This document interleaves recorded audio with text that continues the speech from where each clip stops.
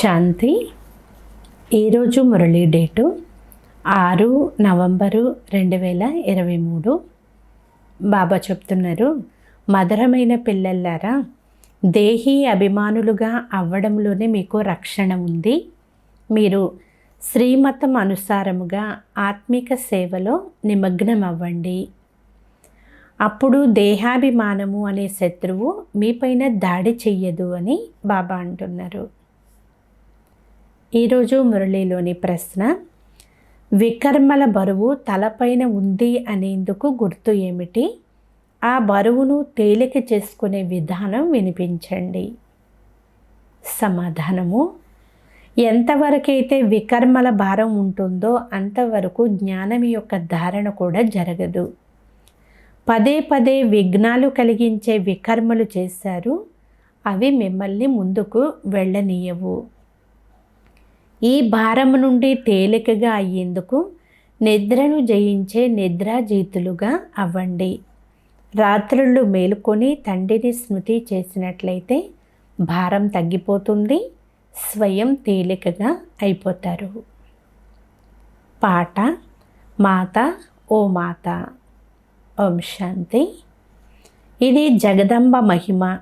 ఎందుకంటే ఇది కొత్త రచన కదా. పూర్తి కొత్త రచన అయితే ఉండదు, పాతది కొత్తదిగా అవుతుంది.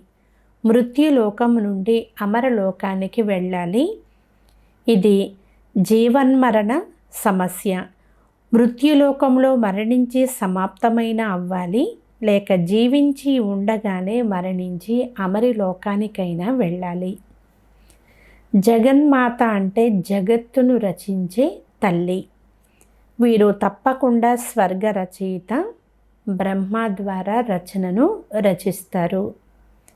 నేను సూర్యవంశ చంద్రవంశీ రాజధానులను స్థాపన చేస్తాను, సంగమ యుగంలోనే వస్తాను అని తండ్రి చెప్తున్నారు. కల్పము యొక్క సంగమ యుగంలో, ప్రతి సంగమ యుగంలో నేను వస్తాను. ఇది మీరు స్పష్టంగా అర్థం చేయించాలి అని బాబా అంటున్నారు. కేవలం మనుష్యులు తప్పుగా పేరును మార్చేశారు.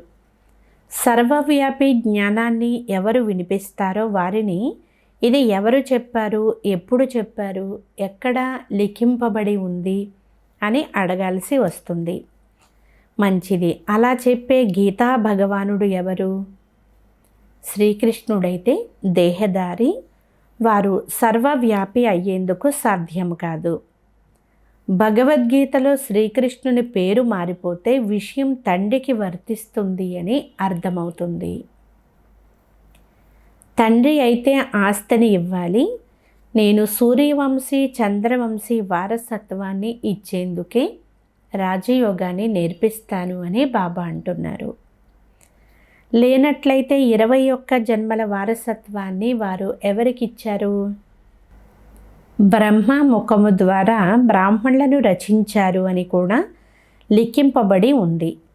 మళ్ళీ సృష్టి ఆది మధ్యాంతాల జ్ఞానం ఏదైతే ఉందో అది బ్రాహ్మణులకే ఇస్తారు.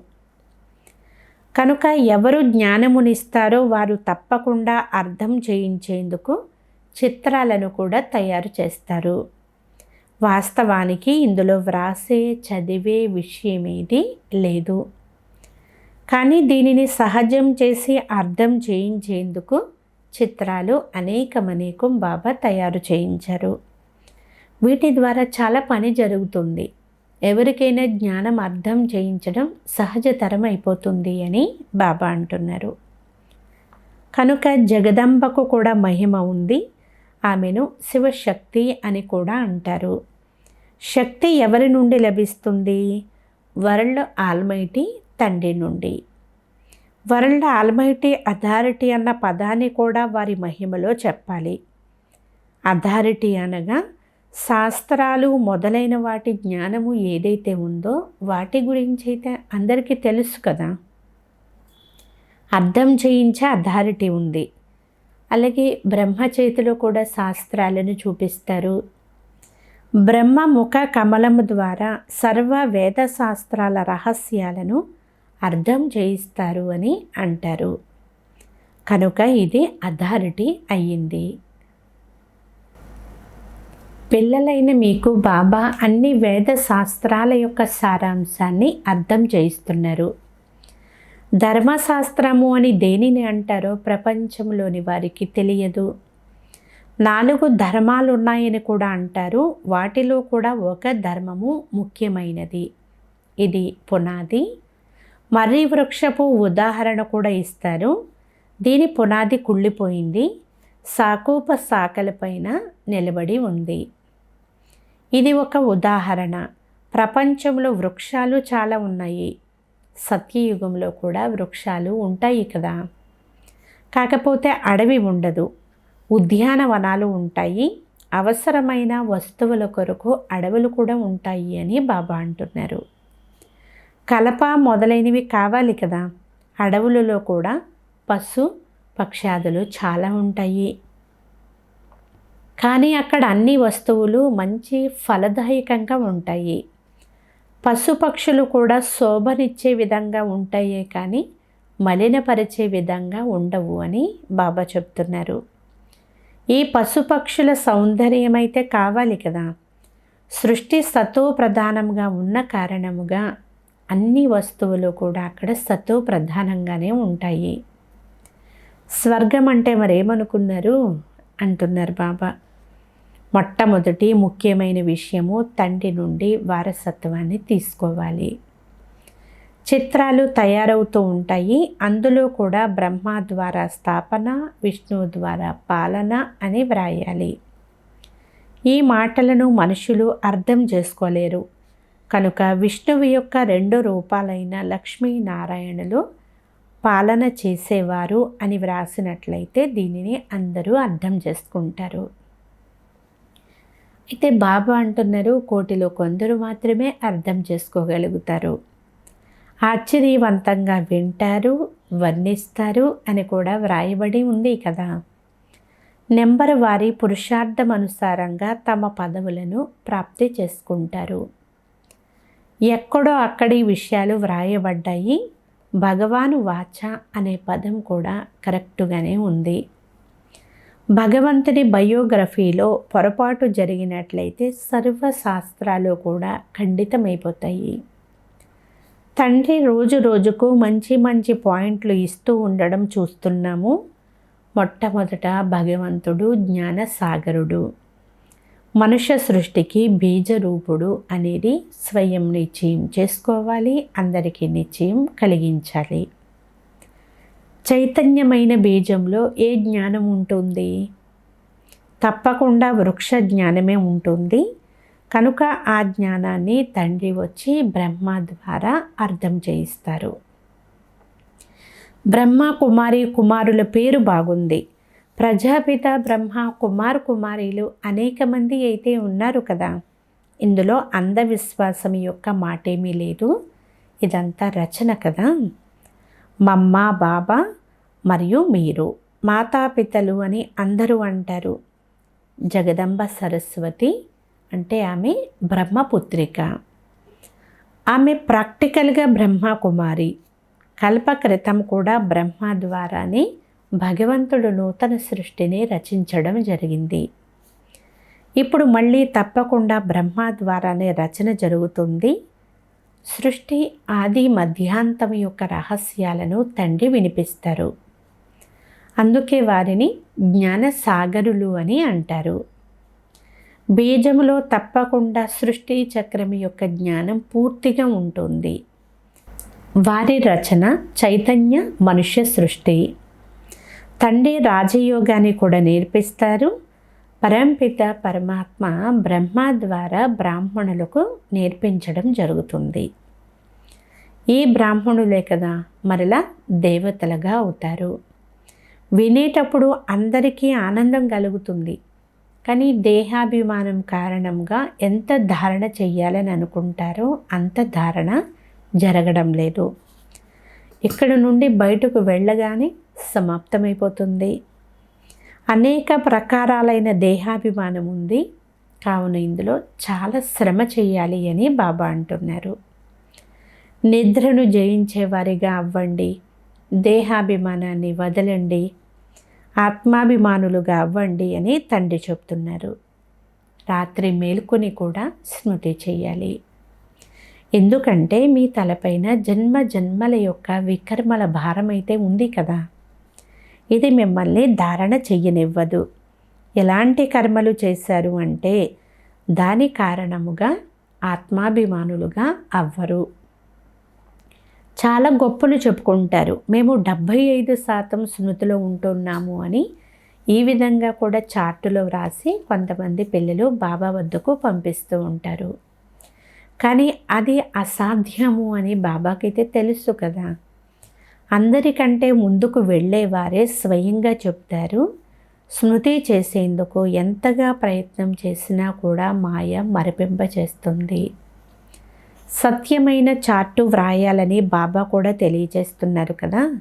కనుక పిల్లలు కూడా అనుసరించవలసి ఉంటుంది. అనుసరించలేకుంటే చార్టును కూడా పంపరు. పురుషార్థం కొరకు సమయం లభించింది.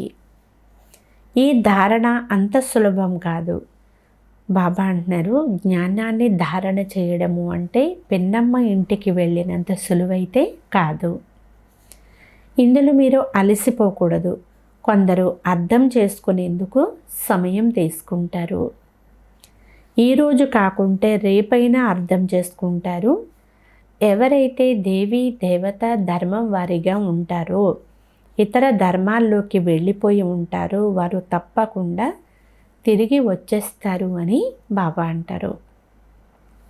ఒకరోజు ఆఫ్రికన్లు మొదలైన వారి సమ్మేళనం కూడా జరుగుతుంది. భారత ఖండానికి వస్తూ ఉంటారు. ఇంతకు ముందైతే ఎప్పుడు వచ్చేవారే కాదు. ఇప్పుడు అందరూ గొప్ప గొప్ప వారు కూడా వస్తూ ఉంటారు. జర్మనీ రాకుమారుడు మొదలైన వారందరూ ఎప్పుడు వెలుపలికి వెళ్ళేవారు కాదు.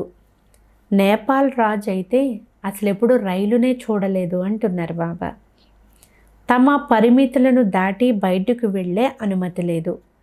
పోపు ఎప్పుడు వెలుపలికి వెళ్ళలేదు. ఇప్పుడు వచ్చారు, అందరూ వస్తారు అంటున్నారు బాబా. ఎందుకంటే ఈ భారతదేశము అన్ని ధర్మాల వారికి చాలా గొప్ప తీర్థస్థానం వంటిది. కనుక ఈ ప్రకటన తీవ్రంగా వెలువడుతుంది. మీరు అన్ని ధర్మాల వారికి తెలియచేయాలి, నిమంత్రణ కూడా ఇవ్వాలి.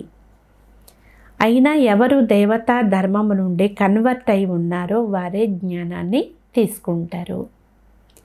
ఇందులో వివేకం అవసరము. ఒకవేళ అర్థం చేసుకుంటే తప్పకుండా శంఖధ్వని చేస్తారు. మనము బ్రాహ్మణులము కదా, మనము గీతనే వినిపించాలి. చాలా సహజము. అనంతమైన తండ్రి స్వర్గ రచయిత. వారి ద్వారా వారసత్వాన్ని పొందడం మన హక్కు. తమ తండ్రి ఇంటికి వెళ్ళేందుకు అందరికీ హక్కు ఉంటుంది కదా. ముక్తి జీవన్ముక్తుల హక్కు ఉంది. జీవన్ముక్తి అందరికీ లభిస్తుంది. జీవన బంధనము నుండి ముక్తులై శాంతిలోకి వెళ్తారు. మళ్ళీ ఎప్పుడు వస్తారో అప్పుడు జీవన్ముక్తి ఉంటుంది. కానీ అందరికీ సత్యయుగంలో అయితే జీవన్ముక్తి లభించదు. సత్యయుగంలో అంటే జీవన్ముక్తిలో దేవీ దేవతలు ఉండేవారు. చివరిలో ఎవరైతే వస్తారో వారు తక్కువ సుఖాన్ని, తక్కువ దుఃఖాన్ని పొందుతారు. దీనికి లెక్కాచారం ఉంది. ఏ భారతదేశం అయితే చాలా శ్రేష్టముగా ఉండేదో అదే భారతదేశం ఈరోజు బికారీగా అయిపోయింది. ఈ దేవీ దేవతా ధర్మం అత్యంత సుఖాన్ని ఇస్తుంది అని తండ్రి అంటున్నారు. ఇది తయారై ఉంది.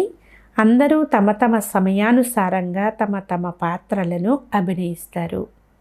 హెవెన్లీ గాడ్ ఫాదర్ అంటే స్వర్గ రచయిత స్వర్గమును స్థాపన చేస్తారు. అంతేకాని వేరెవ్వరూ చెయ్యలేరు.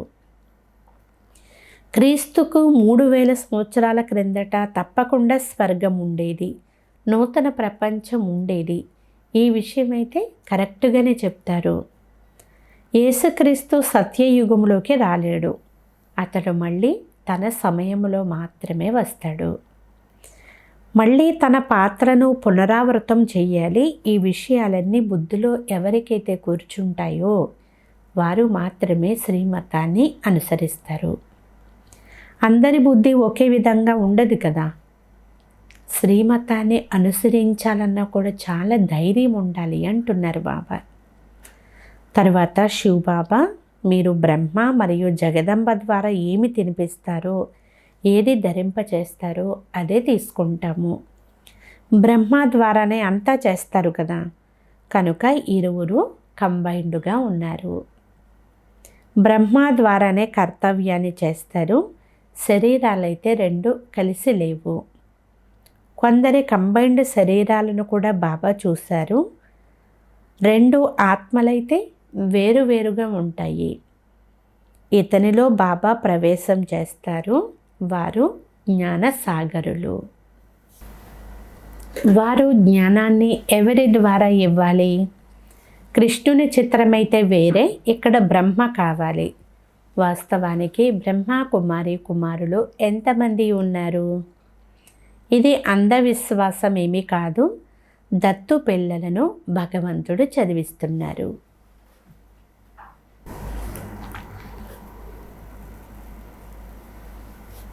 కల్పం క్రితం ఎవరైతే దత్తత వచ్చారో వారు ఇప్పుడు వస్తారు. వెలుపల ఆఫీసులలో అయితే ఎవ్వరూ మేము బ్రహ్మ కుమారీలము అని చెప్పుకోరు.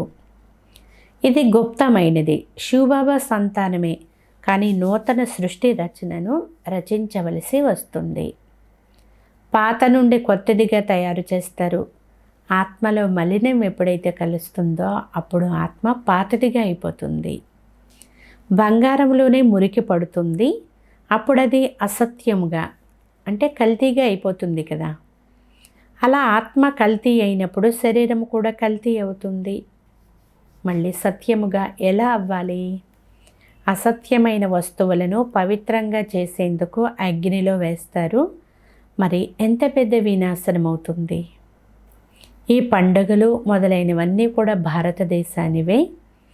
ఇవి ఎవరివి మరియు ఎప్పటివో ఎవ్వరికీ తెలియదు. జ్ఞానాన్ని చాలా తక్కువ మంది తీసుకుంటారు. చివర్లో రాజ్యము లభించినా అది ఎందుకు పనికి వస్తుంది? సుఖము చాలా తక్కువగా ఉంటుంది కదా. దుఃఖం అయితే నెమ్మదిగా ప్రారంభం అవుతుంది. కనుక పురుషార్థం చాలా మంచి రీతిగా చేయాలి. ఎంతమంది కొత్త పిల్లలు చురుకుగా అయిపోయారు. పాతవారు గమనం ఇవ్వడం లేదు. ఎందుకంటే దేహాభిమానం చాలా ఉంది. సర్వీసు చేసేవారే హృదయాన్ని కూడా అధిరోహిస్తారు. లోపల ఒకటి, వెలుపల మరొకటి అని అంటారు కదా. బాబా ఆంతరికంగా చాలా చాలా మంచి పిల్లలను ప్రేమిస్తారు. కొందరు వెలుపల మంచిగా, ఆంతరికంలో చెడుగా కూడా ఉంటారు. కొందరు సర్వీసు చెయ్యరు, గుడ్డివారికి ఊతకర్రగా కూడా అవ్వరు.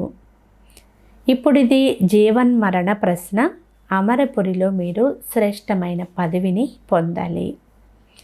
ఎవరెవరు కల్పకృతం పురుషార్థం చేసి శ్రేష్టమైన పదవిని పొందారో అదంతా తెలుస్తుంది, కనిపిస్తుంది. ఎంతెంత మీరు ఆత్మాభిమానులుగా ఉంటారో అంత సురక్షితంగా ఉంటారు అని బాబా అంటున్నారు. దేహాభిమానం ఓడింపచేస్తుంది. శ్రీమతం అనుసారంగా ఎంత ఆత్మిక సర్వీసు చేయగలరో అంత మంచిది. అందరికీ బాబా అర్థం చేయిస్తారు. చిత్రాలతో అర్థం చేయించడం ఇది చాలా సహజము కదా. అందరూ బ్రహ్మ కుమారి కుమారులే. ఆ శివబాబా పెద్ద బాబా తర్వాత మళ్ళీ నూతన సృష్టిని రచిస్తారు. మనుషుల నుండి దేవతలుగా అనే మహిమ కూడా ఉంది. సిక్కు ధర్మం వారు కూడా భగవంతుణ్ణి మహిమ చేస్తారు. గురునానక్ వాడిన శబ్దాలు చాలా బాగున్నాయి. సాహిబ్ను జపించినట్లయితే సుఖము లభిస్తుంది. ఇది సందేశము. సత్యమైన స్వామిని స్మృతి చేస్తే సుఖమును పొందుతారు, అనగా వారసత్వం లభిస్తుంది. ఏక్ ఓంకారని నమ్ముతారు. ఆత్మను అయితే ఏ మృత్యువు కూడా కబళించలేదు. ఆత్మ మలినమవుతుంది కానీ వినాశనం అవ్వదు. అందుకే అకాలమూర్తి అని అంటారు. తండ్రి అర్థం చేయిస్తారు, నేను అకాలమూర్తిని. ఆత్మలు కూడా అవినాశి అయితే ఆత్మలు పునర్జన్మల్లోకి వస్తాయి. నేను ఏకరసముగా ఉంటాను, నేను జ్ఞానసాగరుడను, రూపబసంతుడను అని కూడా బాబా పిల్లలకు స్పష్టంగా తెలియజేస్తున్నారు. కనుక ఈ మాటలు స్వయం అర్థం చేసుకోవాలి, అప్పుడే ఇతరులకు కూడా అర్థం చేయించాలి. అందులకు ఊతకర్రగా అవ్వాలి, ప్రాణదానం ఇవ్వాలి. తర్వాత ఎప్పుడూ అకాల మృత్యు అనేది ఉండదు, మీరు మృత్యు పైన విజయాన్ని పొందుతారు. మధురాతి మధురమైన అపురూపమైన పిల్లలకు మాతాపిత బాప్దాదాల ప్రియ స్మృతులు మరియు గుడ్ మార్నింగ్. ఆత్మిక పిల్లలకు ఆత్మిక తండ్రి నమస్తే. ఆత్మీయ తండ్రికి ఆత్మీయ పిల్లల యొక్క ప్రియ స్మృతులు, గుడ్ మార్నింగ్ మరియు నమస్తే నమస్తే నమస్తే. ధారణ కొరకు ముఖ్య సారము. ఫస్ట్ పాయింట్, శ్రీమతం అనుసారంగా ఆత్మిక సేవ చేయాలి, అలాగే అందులకు ఊతకర్రగా కూడా అవ్వాలి, శంఖధ్వని తప్పకుండా చేయాలి. సెకండ్ పాయింట్, ఆత్మాభిమానులుగా అయ్యేందుకు స్మృతి యొక్క చార్టును పెట్టాలి. రాత్రి మేలుకొని ప్రత్యేకంగా స్మృతి చేయాలి, అంతేకాని స్మృతి చేయడంలో ఎప్పుడు కూడా అలసిపోకూడదు. ఈరోజు వరదానము, సదా తమ శ్రేష్టమైనటువంటి స్వమానంలో ఉంటూ పరేషాన్లను తొలగించే మాస్టర్ సర్వశక్తివాన్ భవ. సారాంశము, నేను నా శ్రేష్టమైన సాన్లో ఉంటూ ఇతరుల యొక్క పరేషాన్ను నిర్మూలించే మాస్టర్ సర్వశక్తివాన్ ఆత్మను, అంతేకాని నేను బలహీనమైన ఆత్మనైతే కాదు. శ్రేష్ఠ స్వమానం యొక్క సింహాసన అధికారిని అనే ఈ వరదానాన్ని సదా మీరు స్మృతిలో పెట్టుకోవాలి. ఎవరైతే నేను అకాల సింహాసన అధికారిని, తండ్రి యొక్క హృదయ సింహాసనాధికారిని అనే ఈ శ్రేష్టమైన హోదాలో ఉంటారో, అంటే ఇటువంటి షాన్లో ఎవరైతే ఉంటారో వారు స్వప్నంలో కూడా ఎప్పుడూ పరేషాన్ అనేది అవ్వరు. ఎవరు ఎంతగా పరేషాన్ చేసినా వారు తమ శ్రేష్టమైనటువంటి సాన్లోనే, అంటే వాళ్ళ యొక్క స్వస్థితిలోనే వారు స్థితమైపోయి ఉంటారు. స్లోగన్, సదా తమ స్వమానములో ఉంటే సర్వుల నుండి మాన్ అంటే గౌరవం అనేది లభిస్తూనే ఉంటుంది. ఓం శాంతి.